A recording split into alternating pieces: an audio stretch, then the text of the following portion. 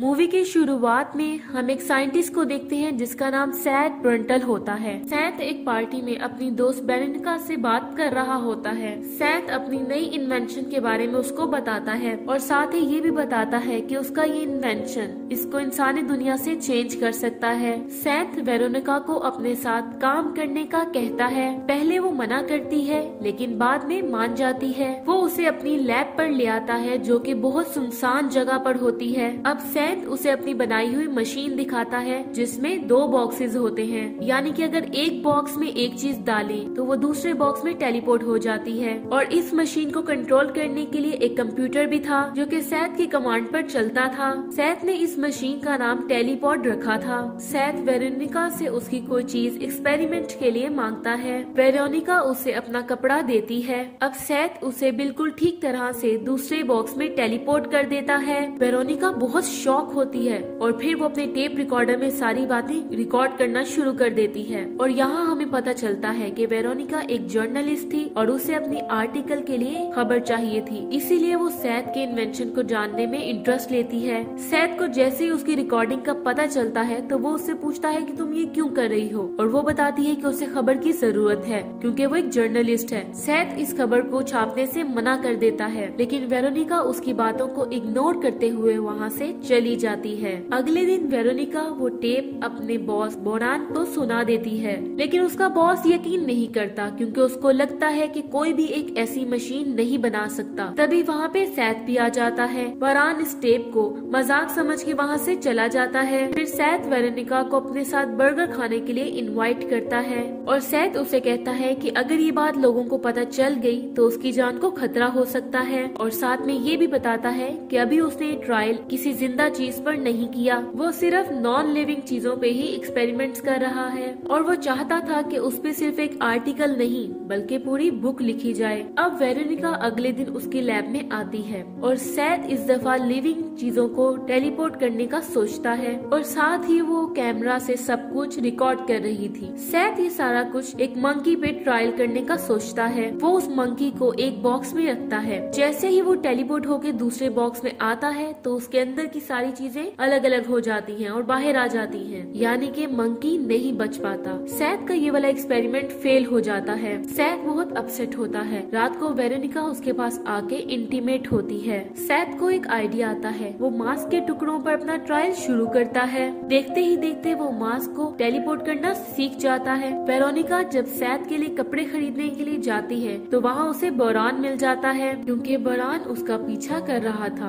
अब सैथ अपने कंप्यूटर में कुछ चेंजेस करके दोबारा से एक मंकी के ऊपर ट्रायल करता है और इस दफा उसका एक्सपेरिमेंट सक्सेसफुल हो जाता है। वेरोनिका उसे कांग्रेट्स कहती है। वेरोनिका बोरान के आर्टिकल्स देख के गुस्से में आ जाती है क्योंकि वो आर्टिकल्स सैथ के एक्सपेरिमेंट के ऊपर था। वो वहाँ से चली जाती है और बोरान से जाके पूछती है। असल में बोरान उसका पहला एक्स बॉयफ्रेंड था। वेरोनिका चाहती थी कि सैथ का ये आर्टिकल वो खुद लिखे लेकिन बोरान ने जेलसी के मारे वो खुद लिख दिया। सैथ को जब वेरोनिका के एक्स बॉयफ्रेंड का पता चलता है वो बहुत गुस्से में आ जाता है और बहुत ज्यादा ड्रिंक करता है। ड्रिंक के बाद वो खुद को ही टेलीपोर्ट करने का डिसाइड करता है। जैसे ही वो टेलीपोर्ट होने लगता है तो वहाँ बॉक्स में मक्खी आ जाती है। मक्खी भी साथ टेलीपोर्ट होती है। रात में जब सैथ सो रहा होता है तो वेरोनिका वहाँ आती है। सैथ को बहुत गुस्सा आता है उसके एक्स बॉयफ्रेंड की वजह से, लेकिन वेरोनिका उसे बताती है कि अब उसका ब्रेकअप हो चुका है और वो अब उससे प्यार नहीं करती। ये सुन के वो उसको कुछ नहीं कहता।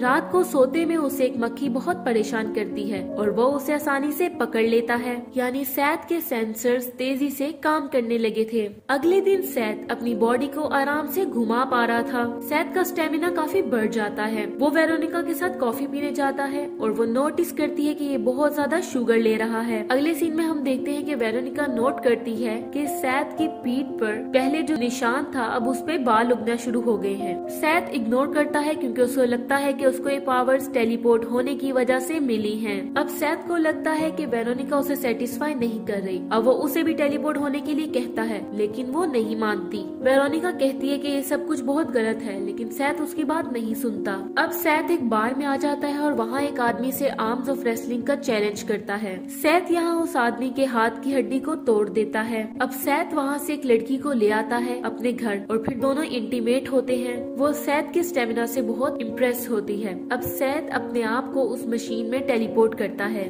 और अब सैथ उस लड़की को भी टेलीपोर्ट होने के लिए कहता है, लेकिन तभी वहाँ पे वेरोनिका आ जाती है। वेरोनिका को देख के वो लड़की वहाँ से चली जाती है। अब वेरोनिका उसे बताती है कि मैंने तुम्हारे उस कटे हुए बाल को टेस्ट करवाया है और पता चला है कि वो किसी इंसेक्ट का इन्फेक्ट किया हुआ है। वेरोनिका कहती है कि तुम पहले से बदल गए हो और बहुत बीमार हो। सैथ उसकी बात नहीं सुनता और उसे घर से बाहर निकाल देता है। अगले सीन में सैथ देखता है कि उसके हाथ के नाखून बहुत आसानी से उतर रहे हैं और उसके चेहरे पे बहुत अजीब से बाल आने लग गए हैं और उसकी बॉडी से बहुत अजीब सा लिक्विड निकल रहा है। उसे लगता है कि उसके टेलीपोर्ट होने में कोई खराबी हुई है। अब वो अपने कंप्यूटर में सब कुछ देखता है तो उसे पता चलता है कि एक मक्खी भी टेलीपोर्ट हुई थी और इस वजह से कंप्यूटर वहाँ पे कंफ्यूज हो गया और कंप्यूटर ने दोनों को मर्ज कर दिया और इसीलिए सैथ अब एक मक्खी में बदलने लगा है। सैथ वेरोनिका को कॉल करके सब कुछ बताता है और अपने घर आने का कहता है। वेरोनिका देखती है कि सैथ की कंडीशन बहुत अजीब हो रही है और उसकी शक्ल बहुत गंदी लगने लगी है। वेरोनिका देखती है कि वो खाना भी एक मक्खी की तरह खा रहा है। वेरोनिका ये देख के बहुत परेशान हो जाती है। वेरोनिका बोरान्स के पास जाती है और कहती है कि उसकी मदद करो। वो उसे इंटीमेट होने के लिए कहता है लेकिन वो नहीं होती और ना ही वो उसकी मदद करने के लिए राजी होता है। लेकिन बाद में वो उसकी मदद करने के लिए राजी हो जाता है, लेकिन वो उसके घर के बाहर रहता है। अब वेरोनिका सैथ के पास आती है और वहाँ आके वो देखती है कि सैथ दीवारों पर चढ़ने लगा है और उसकी स्किन भी बिल्कुल बदल गई थी। वो बिल्कुल एक इंसेक्ट की तरह बिहेव कर रहा था। आगे वेरोनिका को पता चलता है कि वो प्रेग्नेंट है और वो भी सैथ के साथ रिलेशनशिप को लेकर। अब बोरान भी परेशान हो जाता है। रात को वेरोनिका एक सपने में देखती है कि वो डिलीवरी के लिए हॉस्पिटल गई है,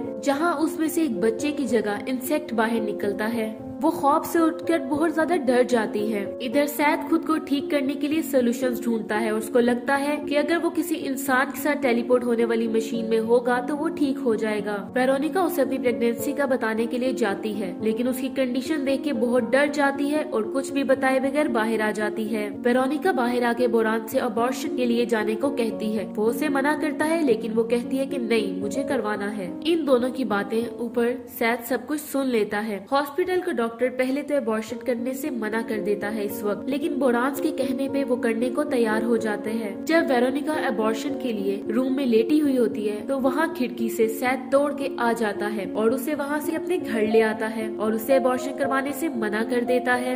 सैथ अपनी बंदूक लेके उसके घर आ जाता है, लेकिन बोरान उसको भी मारता है और अपने थूक से उसके हाथ पाँव को खराब कर देता है। अब बोरान बहुत ज्यादा जख्मी हो जाता है। अब सैथ वेरोनिका को अपने साथ टेलीपोर्ट होने के लिए कहता है, लेकिन वो मना कर देती है। लेकिन सैथ उसे जबरन ले जाने के लिए कहता है क्योंकि उसको लगता है कि इस तरह से वो ठीक हो जाएगा, लेकिन वेरोनिका नहीं मानती और उसके जबड़े को पकड़ लेती है। अब सैथ का जबड़ा उतर जाता है और धीरे धीरे उसकी बॉडी से स्किन उतरना शुरू हो जाती है और देखते ही देखते सैथ एक घिनौने क्रिएचर में बदल जाता है। अब सैथ वेरोनिका को मशीन के दूसरे बॉक्स में बंद कर देता है और खुद को पहले बॉक्स में। दूसरी तरफ बोरान गन उठा के दोनों बॉक्सेस को कनेक्ट करने वाली वायर पे फायर कर देता है। इससे मशीन का असर दूसरे बॉक्स तक नहीं आता। वेरोनिका को कुछ नहीं होता, लेकिन सैथ उस मशीन में टेलीपोर्ट होके दोबारा आ जाता है। उसका वही हाल होता है जैसा कि पहले मंकी के साथ हुआ था। उसके अंदर से पार्ट्स बाहर आ जाते हैं और सैथ पहले से भी ज्यादा खराब दिख रहा था। अब वो वेरोनिका को खुद को शूट करने के लिए कहता है और वेरोनिका ना चाहते हुए भी उसे शूट कर देती है। अब सैथ मर जाता है और इसके साथ ये मूवी यहीं पे खत्म हो जाती है। Thank you so much for watching.